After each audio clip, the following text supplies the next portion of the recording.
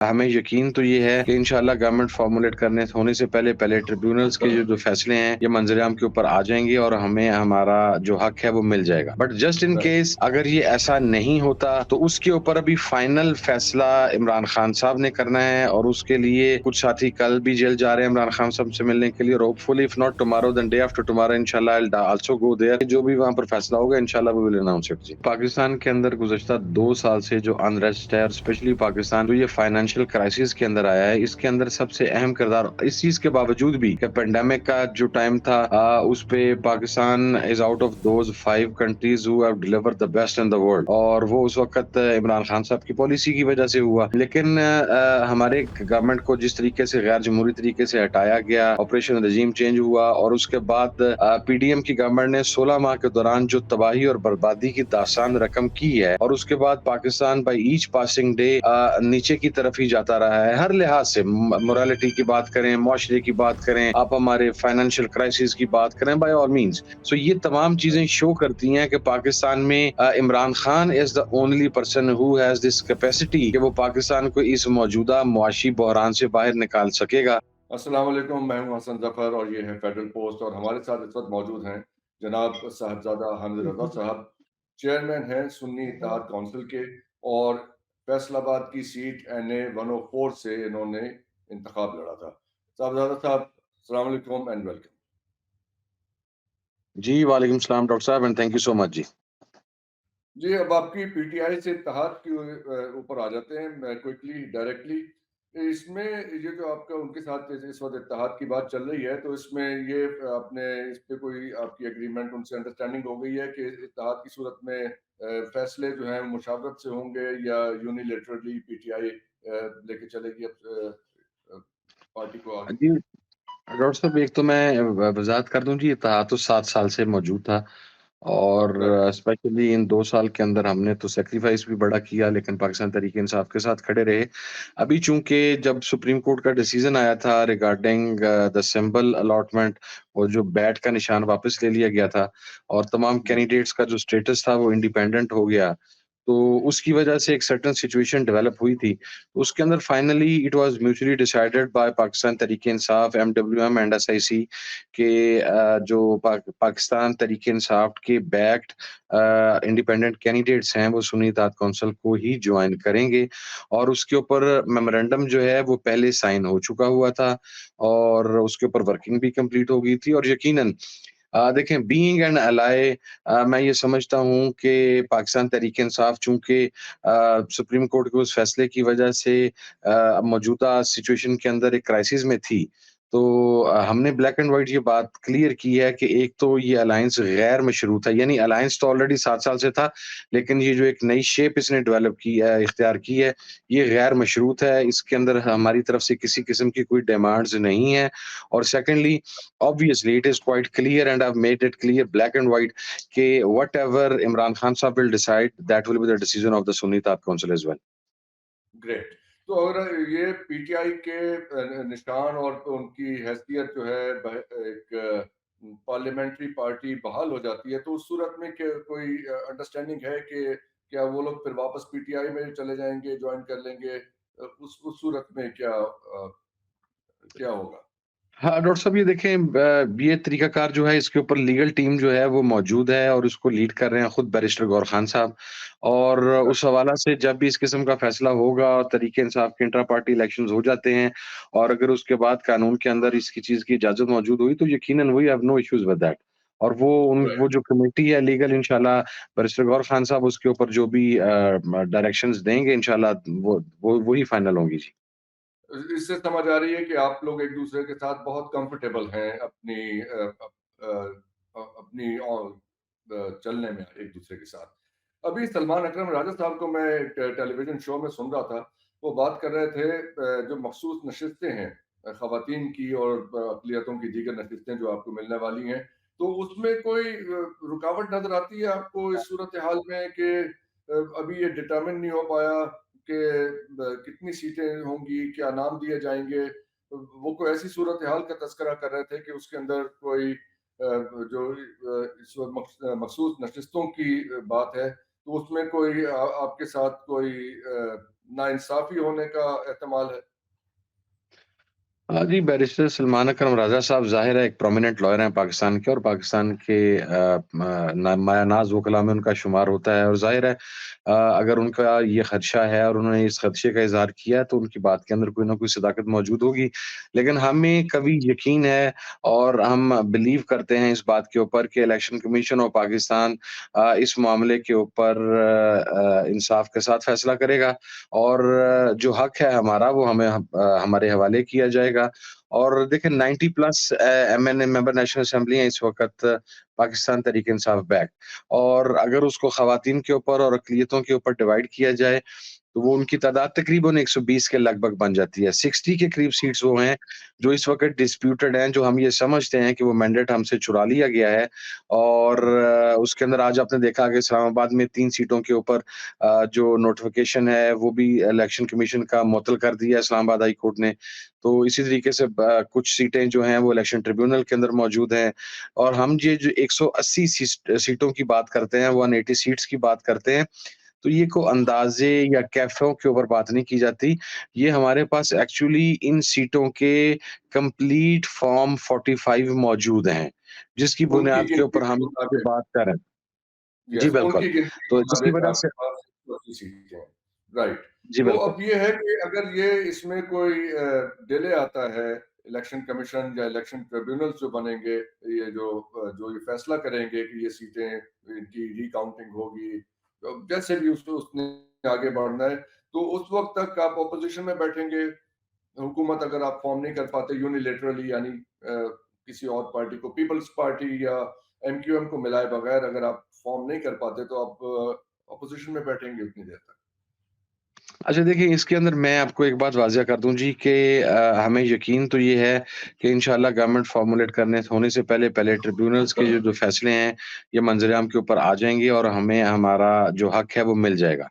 But just in right. Case अगर ये ऐसा नहीं होता, तो उसके ऊपर अभी फाइनल फैसला इमरान खान साहब ने करना है, और उसके लिए कुछ साथी कल भी जेल जा रहे हैं इमरान खान साहब से मिलने के लिए, और hopefully if not tomorrow then day after tomorrow इंशाल्लाह I will also go there, और फिर वहाँ पर जो सीनियर्स हैं पाकिस्तान तहरीक-ए-इंसाफ की जो लीडरशिप है, उनके साथ बैठ के जो भी वहाँ पर फैसला होगा इंशाल्लाह वी विल अनाउंस इट जी। चलिए मिलियन डॉलर क्वेश्चन भी पूछते हैं। वो सवाल ये है कि मईशत की जो सूरत-ए-हाल है, और ये 24th रिव्यू आईएमएफ का होने जा रहा है, उसकी वजह से तो मतलब इतने रिलक्टेंट हैं शहबाज शरीफ साहब भी और बाकी लोग भी कि हुकूमत में जाएं या ना जाएं, ये बोझ कैसे उठाएं। तो ये बोझ उठाने के लिए अगर आप 180 सीटों के, जैसे आप कह रहे हैं, आपको तवक्को है कि मिल जाएंगी, तो हुकूमत बना के तो आप ये बोझ उठाने के लिए तैयार हैं? हाँ जी, बिल्कुल। देखिए, मैं आपको एक बात अर्ज़ करूँ, पाकिस्तान के अंदर गुज़श्ता 2 साल से जो अनरेस्ट है, और स्पेशली पाकिस्तान जो ये फाइनेंशियल क्राइसिस के अंदर आया है, इसके अंदर सबसे अहम किरदार इस चीज़ के बावजूद भी कि पैंडेमिक का जो टाइम था, उस पे Pakistan is out of those 5 countries who have delivered the best in the world, और वो उस वक़्त इमरान खान साहब की पॉलिसी की वज़ह से हुआ। लेकिन हमारे गवर्नमेंट को जिस तरीके से गैर जमहूरी तरीके से हटाया गया, ऑपरेशन रजीम चेंज हुआ, और उसके बाद पीडीएम की गवर्नमेंट ने 16 माह के दौरान जो तबाही और बर्बादी की दास्तान रकम की है, और उसके बाद Pakistan by each passing day नीचे की तरफ ही जाता रहा है, हर लिहाज से। मोरालिटी की बात करें, मुआशरे की बात करें, आप हमारे फाइनेंशियल क्राइसिस की बात करें, बाय ऑल मीन्स। तो ये पाकिस्तान तनाज़ुली की तरफ गया बहुत तेज़ी के साथ। तो उसके अंदर मैं ये समझता हूँ कि जिस तरीके से 8th ऑफ फ़ेब को पाकिस्तान के अवाम की एक बहुत बड़ी मेजॉरिटी, आई मीन हम लोग 80s के इलेक्शन कंटेस्ट कर रहे हैं। मेरे वालिद पार्लियामेंट में रहे, मेरे नाना रहे, हमारी पूरी फैमिली रही, बहुत सारे अजीज़ो अकरबा रहे। लेकिन हमने इस किस्म का ना तो टर्न अराउंड देखा है इन आवर लाइफ्स, ना ही हमने लोगों को इतना मोटिवेटेड देखा है, और ना ही लोगों को इतना कंसर्न्ड देखा है। सो ये तमाम चीज़ें शो करती हैं कि पाकिस्तान में Imran Khan is the only person who has this capacity कि वो पाकिस्तान को इस मौजूदा मुआशी बहरान से बाहर निकाल सकेगा। अब अदरवाइज़ अगर आप इस पीडीएम की बात करते हैं या इन लूटर्स की बात करते हैं, तो if they will come back they will destroy the country again. They have actually already destroyed the country. So they they will make the worst of it basically. मैं ये समझता हूँ कि पाकिस्तान में अवाम ने जो मैंडेट दिया है इमरान खान साहब को, उस मैंडेट मैंडेट का एहतराम किया जाएगा, तो इसी सूरत के अंदर पाकिस्तान इस मुआशी बहरान से बाहर निकल सकेगा। राइट। मैंने एक आर्टिकल लिखा था आज से 6 महीने पहले फ्राइडे टाइम्स में। उसमें मेरी उस वक़्त ये सोच थी कि जो हालात चल रहे हैं और जैसे लोग माशी तौर के ऊपर सफ़र कर रहे हैं, तो ये जी, चीज़ इलेक्टेबल्स का खात्मा कर देगी, इलेक्टेबल्स की सियासत का। इन नताइज ने भी कुछ ऐसा ही दिखाया है। आपको लगता है कि मुल्क से इलेक्टेबल्स की सियासत का खात्मा हो गया है? लेट्स से कि यहाँ पे री-इलेक्शन कॉल हो जाते हैं, तो उस वक़्त पीटीआई ज़्यादा परेशान नहीं होगी कि इलेक्टेबल्स को मिलाया जाए।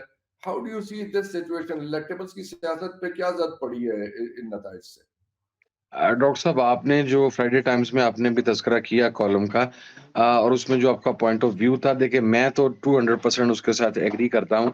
पाकिस्तान की पॉलिटिक्स के अंदर इलेक्टेबल्स का एक बहुत बड़ा मेजर रोल रहा है और बेसिकली हमारी जो डेमोक्रेटिक सेटअप है उसके वीक होने की एक बुनियादी वजह भी ये इलेक्टेबल्स ही थे। चूँकि ये हवा का रुख देखकर ये वो लोग हैं जो को प्रिंसिपल स्टैंड नहीं ले सके।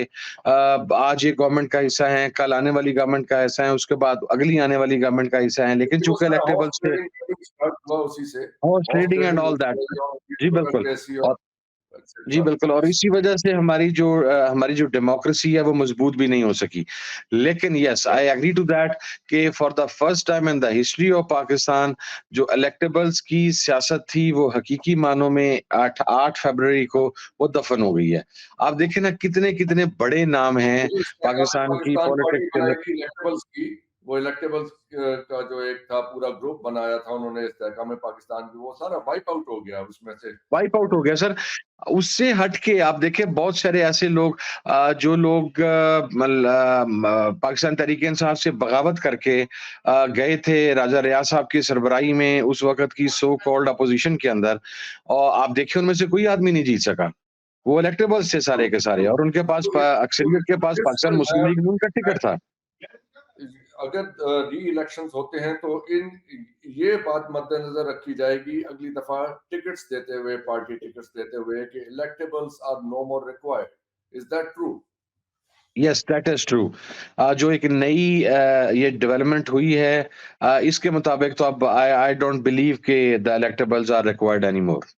यस, यानी इससे एक नई तरह का कॉन्फिडेंस मिल गया है पार्टी को अपनी पॉलिटिक्स के हवाले से। चलिए ज़रा ये अगर तो एक थोड़े मफ़रूज़ात को हम ज़रा एड्रेस कर लेते हैं वेरी क्विकली। एक तो कल मेरी बात हो रही थी डॉक्टर फ़हमीदा मिर्ज़ा साहिबा से, वो जो साबिक स्पीकर कौमी असेंबली हैं। उन्होंने जीडीए की तरफ से जो सिंध में हुआ है उसके हवाले से उन्होंने कहा कि ये ऐसा तो बीबी साहिबा की शहादत के बाद भी नहीं हुआ था कि इतनी सीटें मिल गई हों पीपल्स पार्टी की जो इन्हें 15 साल की परफॉर्मेंस के बाद मिली हैं। ऐसी उन्होंने गुफ्तगू फरमाई और उन्होंने कहा कि इसका एक possible solution of this crisis is कि कौमी हुकूमत बना ली जाए। तो how do you agree with the idea of कौमी हुकूमत? सर मैं नहीं समझता। देखिए मेरा नुक्ता नज़र इसमें ये है कि इस बात को कहना कि मैंडेट चोरी किया गया है या रिगिंग हुई है, प्री पोल रिगिंग हुई है, इलेक्शन डे रिगिंग हुई है और उसके बाद उसका आप हालिया निकालें कि अब कौमी हुकूमत बना ली जाए, तो मेरे नज़दीक ये it's not a positive approach. और देखें जब आप कौमी हुकूमत की बात करते हैं तो बेसिकली आप शराकत इक़्तिदार की बात करते हैं। जब आप शराकत राइट। इक़्तिदार की बात करते हैं तो बेसिकली आप पावर लस्ट की बात करते हैं। तो if you have to stand right. On principles तो फिर then you have to take that power lust issue out of it. मैं ये समझता हूँ कि जिसका मैंडेट है उसी के पास जाना चाहिए और उसी को ही गवर्नमेंट को रन करना चाहिए। अब देखें ना, आप नेशनल गवर्नमेंट की कैसे बात करते हैं? पाकिस्तान मुस्लिम लीग नून को सिंध से कोई चीज़ नहीं मिली। पाकिस्तान मुस्लिम लीग नून को बलूचिस्तान से कोई चीज़ नहीं मिली। पाकिस्तान मुस्लिम लीग नून को 1 या 2 सीटें शायद केपी से मिली हैं, वहाँ से कुछ नहीं मिला। तो नेशनल गवर्नमेंट के ऊपर फिर या तो आप उसके लिए कोई क्राइटेरिया मुकर्रर करें कि वो पार्टीज़ जिन्होंने नेशनल लेवल के ऊपर डिलीवर किया है, जिनकी नुमाइंदगी आपके चारों प्रोविंसेस के अंदर मौजूद है, जो आपके फेडरल लेवल के ऊपर मौजूद हैं, तो फिर तो आप नेशनल गवर्नमेंट बना सकते हैं। लेकिन अगर आप एक इलाकाई पार्टी मुस्लिम लीग नून को या सिंध या पंजाब के अंदर आप देखें पाकिस्तान पीपल्स पार्टी का क्या हाल हुआ है, पाकिस्तान का सबसे बड़ा सूबा है। तो उसकी बुनियाद बुनियाद के ऊपर और फिर वैसे भी पाकिस्तान के अंदर नेशनल गवर्नमेंट का एक जो कॉन्सेप्ट है वो यही है कि ये सब मिल के खाने-पीने के लिए और एक-दूसरे के मफादात को तहफ़्फ़ुज़ देने के लिए आए हैं। मेरा नहीं ख्याल कि अब इस ये चीज़ की आपकी कोई आइडियोलॉजी गुंजाइश और बची है। आपकी पॉलिटिकल पोजीशन और आपकी आइडियोलॉजी दोनों के लिए नुकसानदेह है ऐसी किसी हुकूमत में शामिल होना। ये that's what I believe. Right. चलिए एक के बाद आपकी आपके पास तो अब सारे फॉर्म 45 हैं और सारी आपने कैलकुलेशन कर ली। आपकी जमा तफरीक के मुताबिक नून लीग की सीटें कितनी बनती थी असल में? हमारे पास जो इब्तदाई अदाद-ओ-शुमार आए हैं, उसके अंदर शायद 22-23 के करीब की बात की जा रही है कि नेशनल असेंबली की 22 या 23 सीटें बनती हैं। इससे ज़्यादा सीटें उनकी नहीं बनती जी। और पंजाब में क्या सूरत-ए-हाल है उनकी? इसी पंजाब में इसी तो तरह बहुत पीछे थे सर। पंजाब के अंदर तो we were crossing the two third majority. आप देखिए ओके, पंजाब के अंदर जिस तरीके से रिजल्ट्स को मैनिपुलेट किया गया है, ये मैं समझता हूँ कि डेवास्टेटिंग है कि आपने 15-15, 20-20, 25-25 हजार की लीड को यकजुंबश कलम कवर करके तो आपने एक सिफर पीछे किया है और वहां पर एक सिफर आपने ऐड ऑन किया और वही रिजल्ट आरओ ने बना के तो उसका फैसला कर दिया sir. That was very easy. तो अब मरियम नवाज़ साहिबा तो पहली खातून वज़ीर आला के मतलब एज़ाज़ के लिए वो पर तोल रही हैं। तो कैसे चलेगी उनकी हुकूमत पंजाब में अगर असल सूरत-ए-हाल ये है? देखिए, अव्वल तो मैं समझता हूँ कि पंजाब के अवाम के हकूक़ पर ये बात डाका मारने के मुतरादिफ होगी कि उनके अक्सरियत के मैंडेट को मुसरद करके अक़लियत को अक्सरियत के ऊपर मुसल्लत किया जाए और गालिब कर किया जाए। हुँ, सेकंडली मरियम नवाज़ साहिबा का अपना इलेक्शन जो है, आप ये देखिए कि लाहौर की जिस सूबाई असेंबली की सीट से वो मुंतखब हुई हैं, वहाँ पर उन्होंने 23,000 कुछ 100 वोट्स लिए हैं उन्होंने। मेरे फैसलाबाद के हलके के अंदर मेरी नेशनल असेंबली के नीचे जो सीट मैंने विन की है, मेरे नीचे मेरे एक एमपीए हैं, उन्होंने जिस लीड से ये इलेक्शन विन किया है दैट इज़ 27,000। मेरे दूसरे एमपीए ने 19,000 की लीड से विन किया है और उन जो अपोनेंट हैं पीएमएलएन के उनके उनके साइज़ेबल वोट्स हैं। लाहौर राइट। शहर का हलका और मरियम नवाज़ साहबा 23,000 वोट लेके मुंतखब हो रही हैं। I mean it is shameful on the name of democracy. तो फर्स्ट ऑफ ऑल तो मेरा नहीं ख्याल कि वो डिज़र्व भी करती हैं to be the chief minister of Punjab और सेकंडली जिस हुँ, किस्म का उनका मिज़ाज है, मुंतकिमुल मिज़ाज हैं, शकी हैं, फौरी रिस्पॉन्ड करती तो हैं ये और वो टॉलरेंस जो है लेवल उनका बहुत लो है। वो देख लेंगे कि चीफ मिनिस्टर बन के वो कैसा परफॉर्म करती हैं। अब अगर सेंटर में यानी वफाक में ये इनकी कोalition गवर्नमेंट कायम हो जाती है और आपकी सीटें आपको मिल जाती है बाद में, तो फिर क्या तहरीक अदम एतमाद आएगी? ये कैसे चलेगा मामला आगे? सर, ये मामला तो फिर अब नंबर्स के ऊपर देखेंगे कि कहाँ पर कितने नंबर्स खड़े हैं। अगर हमारी सीटें हमें मिल जाती हैं, तो फिर तो ऑब्वियसली स्ट्रेट अवे इंशाल्लाह हम अपनी गवर्नमेंट ही फ़ॉर्मुलेट करेंगे और पंजाब में भी करेंगे, केपीके में हम ऑलरेडी कर रहे हैं और हम 80% के ऊपर खड़े हुए हैं केपीके के अंदर, तो वहाँ पर तो इंशाल्लाह हमारी गवर्नमेंट अब और दुआ अनडिक्लेयर्ड हमारी हो ही जाती गवर्नमेंट है है। असल जी, गवर्नमेंट बिल्कुल। मिलने। चलिए लास्ट क्वेश्चन, ये जो लियाकत चड्ढा साहब ने बीन्स स्पिल किए हैं और इलेक्शन कमीशन और सुप्रीम कोर्ट को इन्वॉल्व किया है, आप इस सारे इसको कैसे कॉन्क्लूड होते देख रहे हैं? देखिए, मैं समझता हूँ कि सबसे पहले तो लियाकत चड्ढा साहब ने अपना करियर की बिगिनिंग की थी मेरे शहर से फैसलाबाद से। And he started serving as a magistrate there, and he has served there more than 10 years. A thorough gentleman, a very reasonable person और कभी को बहुत ज़्यादा यानी इनकी पॉलिटिकल एफिलिएशन किसी पार्टी के साथ नहीं रही। दो ये कहा जाता रहा कि इनका झुकाव पीएमएलएन की तरफ है, लेकिन बहरहाल he is been reasonable throughout. अब उन्होंने जो हकायक और चश्मकुशा चीज़ें मंज़र-ए-आम के ऊपर लेके आए हैं, मैं समझता हूँ कि डेवास्टेटिंग है और उसके ऊपर इलेक्शन कमीशन इंक्वायरी कमेटियाँ बिठाने की बजाय अगर तमाम कमिश्नर्स को इस बात की इजाज़त दे कि वो हक़ाइक़ को मंज़र-ए-आम पर ला सकें, तो फिर जो हक़ाइक़ वो मंज़र-ए-आम के ऊपर लेकर आएँगे, वो लियाकत चड्ढा साहब से डिफरेंट नहीं होंगे। सो म मेरा फ़र्म बिलीव है कि इन तमाम चीज़ों को इन्वेस्टिगेट होना चाहिए, इंटेरोगेट होना चाहिए और जिनका हक़ है मुंतखब होने का, उन्हीं को मुंतखब होने देना चाहिए। जी। तो इसमें यानी जो इस वक़्त चीफ इलेक्शन कमिश्नर हैं और चीफ जस्टिस साहब जो हैं सुप्रीम कोर्ट के, उनकी पोज़ीशन जो है वो आपको लगता है कि वो ज़रा ऑड हो गई है इस बयान के बाद। अच्छा सर, मैं आपको एक बात अर्ज़ करूँ, हम फॉर नो रीज़न बाज़ औक़ात ना को तनकीद करना चीफ़ जस्टिस के ऊपर या चीफ़ इलेक्शन कमिश्नर के ऊपर इसको गुनाह कबीरा समझना शुरू कर देते हैं। डेमोक्रेसी शख्सियात की मोहताज नहीं होती। डेमोक्रेसी प्रिंसिपल्स की बुनियाद के ऊपर और मेरिट का नाम डेमोक्रेसी है। अब हुँ, अगर रिगिंग हुई है, हम ये तो नहीं कह रहे कि सिकंदर सुल्तान राजा साहब ने चीफ इलेक्शन कमिश्नर साहब ने खुद जाके पोलिंग स्टेशन के अंदर बैठ के तो वो ठप्पे लगाते रहे हैं। लेकिन चूँकि काम उनके मातहत हुआ है और हम लोगों की समझ के मुताबिक तो उनकी कंसेंट के साथ ही बहुत सारी चीज़ें हुई हैं। तो राइट, अगर ये सब कुछ हो रहा है तो at the end of the day he is responsible for that. तो अगर वो रिस्पांसिबल हैं या जो चीफ जस्टिस साहब ने फैसला दिया बल्ले के इंतखाबी निशान के हवाला से, अगर वो रिस्पांसिबल हैं तो he is responsible, so what? I mean there is nothing big in it कि कॉलिंग देम कि जी they are involved in it को आपने कोई जुर्म अज़ीम कर दिया है या कोई मकसद है आपको कहर टूट पड़ा है कि पाकिस्तान में चीफ जस्टिस का नाम ले लिया गया। भाई चीफ जस्टिस ऑफ पाकिस्तान या chief election commissioner of Pakistan अगर मेरिट के अगेंस्ट को फैसला करता है और उस फैसले के असरात पाकिस्तान के ऊपर मुरतब होते हैं, तो be to hell with the seat. आपने मेरिट के ऊपर फैसला करना है, तो आप उस फैसले को मेरिट के ऊपर करें, अगर वो रिस्पॉन्सिबल हैं, तो हैं। अब उनको आज इलेक्शन नाइट पे जिस दिन आपने निशानात जमा करवाने हैं, उस दिन आपने बल्ले का इंतखाबी निशान उड़ा दिया। आई मीन दुनिया की किस डेमोक्रेसी के अंदर डॉक्टर साहब आपको ये चीज़ नज़र आती है कि वो पार्टी जो तमाम सर्वेस के अंदर उस वक़्त लीड कर रही थी और सबसे आगे जा रही थी, आप क्या आप ये क काम अमेरिका में कर सकते हैं? रिपब्लिकन्स में या डेमोक्रेट्स में इलेक्शन नाइट से 1 दिन पहले जब उन्होंने अपने इंतखाबी निशाना अलॉट करवाने हो, तो आप जनाब उनको को ऐसी टेक्निकल रीज़न डाल के उड़ा दें कि रिपब्लिकन्स अपनी आइडेंटिटी खो दें या डेमोक्रेट्स अपनी आइडेंटिटी खो दें। So this can't happen in Pakistan right now. मैं ये समझता हूँ कि जो रिस्पॉन्सिबल है उसको वो रिस्पॉन्सिबली फिक्स करते हुए खुद ही या तो मुस्ताफी हो जाना चाहिए या फिर उनके खिलाफ तादीबी कार्रवाई होनी चाहिए। बहुत-बहुत शुक्रिया साहबज़ादा हामिद रज़ा साहब, आपके वक़्त का और आपने इतने इलैबोरेटली हमें जवाब दिए। बहुत-बहुत शुक्रिया और आपके देखने का भी बहुत-बहुत